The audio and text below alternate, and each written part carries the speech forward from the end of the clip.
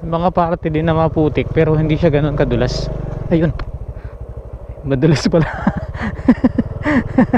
Pambira.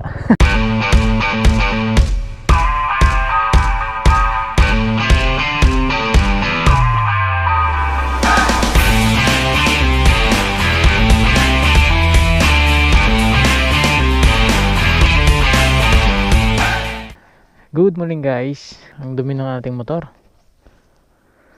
Ngayon ay nandito ako sa aming lugar. At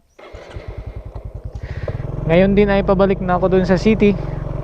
So kagabi, grabe ang lakas ng ulan dito. Hindi lang basta madulas yung daan. So ngayon, isi-share ko din sa inyo guys kung gaano nga ba kagandang gamitin ang XRM125. Gaya nga ng mga video natin nung nakaraan na tungkol sa mga baguhan, kung ano yung mga dapat nilang gawin.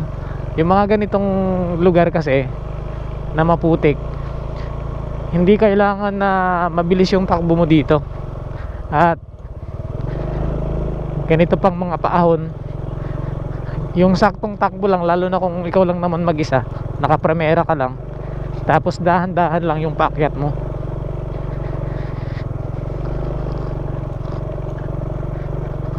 Kasi sa lakas naman ng arangkada ng XRM, kahit na dahan-dahan ka lang, ramdam mo naman yung kanyang lakas ng hatak, di ba? Sa mga ganitong daanan, kumusta bang gamitin ang XRM125? Kumusta ba siya sa rough road? Kalimitan na pang off-road talaga na magandang gamitin ay yung XRM na DS and DSX, di ba? Kasi yung mga design ng kanilang mga gulong ay para talaga sa mga ganon, di ba? Bagaman may mga video na tayo noon na tungkol sa kung gaano nga ba kagandang gamitin ang XRM sa mga lubak. Ngayon, itatry natin siya kung kumusta ba siyang gamitin pagdating sa mga maputik. Yan. Ang daming baka, oh. Buti hindi nila inaharangan masyado yung daanan. Naku, mukhang na-scam tayo guys, ha. Akala ko kasi sobrang putik ngayon, gawa ng lakas ng ulan kagabi, eh. Pero yung mga ganitong putik lang, nako, basic na basic sa XRM, eh. May mga parte kasi dito na kapag malakas yung ulan, pagka ganitong dumaan ka, maputik. Pero ngayon hindi naman pala, oh. Kasi medyo may parang inilagay kasi sila dito sa pinakaibabaw ng yung dating putik. May pinatong silang katulad ng ganito, yung ganitong parang puti. Pero iniisip ko yung mga ibang dinadaanan dito na maputik talaga kapag ka umulan. Akala ko maputik pero ang bihira, na scam tayo. Dati yung patakbo ko lang sa mga ganitong rapor, eh, maabot lamang ng mga 40, 30. Pero nung na-observe ko na maganda palang gamitin yung XRM, matibay naman yung kanyang mags, eh, di ba?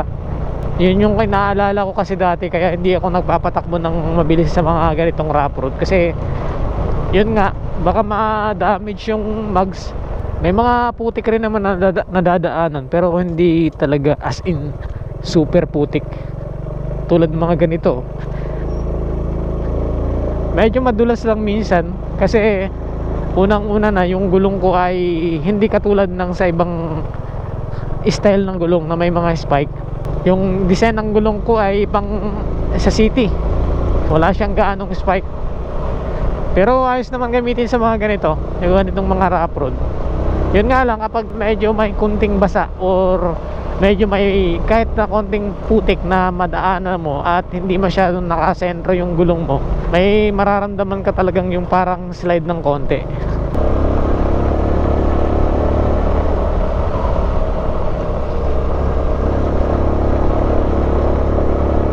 Kaya naman palang magpatakbo ng mabilis sa mga ganito, no?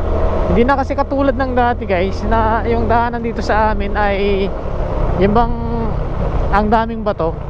Nung mga nakaraang video ko, nakita nyo naman, di ba? Ang daming bato. Pero ngayon medyo maganda-ganda na rin. At saka hindi siya madulas.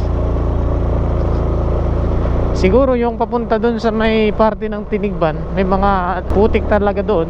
Pero yung galing doon sa amin sa Kalanay papuntang dito sa Malubi, hindi masyadong maputik. May mga konting mga ganyan, no. Pero hindi siya maputik.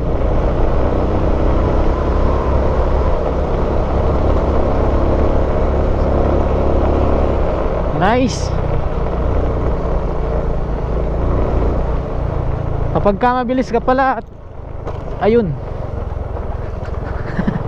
Yun yung isang inaalala ko kapag ka ganun na bigla kang mapadaan sa biglang bato. Ay. Pero buti at mukhang matibay naman yung mags ko. Wag nga lang masobra.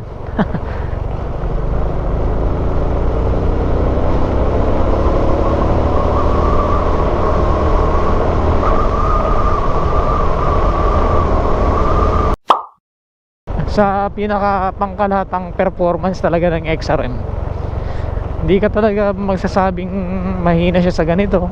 Pagdating sa maputik, hindi mo masasabing mahina siya. Yung ano kasi niya guys, yung di ba kapag ka napapadaan ka sa mga rough road, mga maputik, yung pwersa ng kanyang makina, di ba, ang gaan niyang gamitin eh.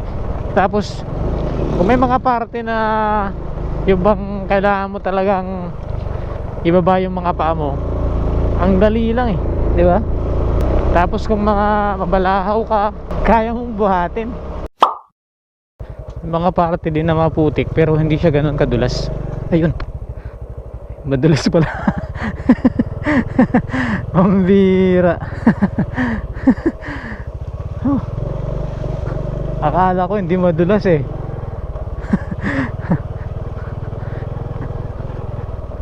Pag ganun na yung takbo ko. So ngayon guys ay nandito na tayo malapit sa sementado. So kanina sinabi natin na yung dadaanan natin ay maputik pero hindi naman pala. Na-scam tayo. Ito medyo madulas yung ganito pero hindi siya ganun talaga kaputik eh, kasi ayun, kasi basa. Pero mukhang muntik na akong matumba dun kanina. Akala ko kasi hindi madulas eh. Ayan oh, inaayos na nila.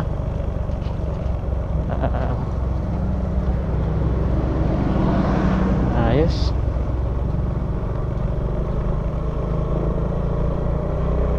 At nandito na tayo sa simentado. So nung mga nakaraan ay meron naman tayong video na patunay natin na talagang sulit gamitin ang XRM kahit na sa mga mapuputik na lugar. Although hindi naman talaga ganun kaputik talaga yung nadaanan natin katulad kanina, pero alam natin na yung XRM kapag ginamit natin sa mga maputik, hindi ka kumbaga sa mga baguhan, hindi ka kakabahan kapag ganun yung nadaanan mo. Kung hindi naman mabilis yung takbo mo, maaaring hindi ka madulas, di ba? At subok naman natin na ang XRM, kahit na anong klaseng daanan ang madaanan mo, laban yan. Ayos, hindi tayo naabutan ng ulan. Maraming salamat guys sa pagsama nyo sa ating video ngayon. Pansamantala hanggang dito na lang muna ang ating video. Ride safe always.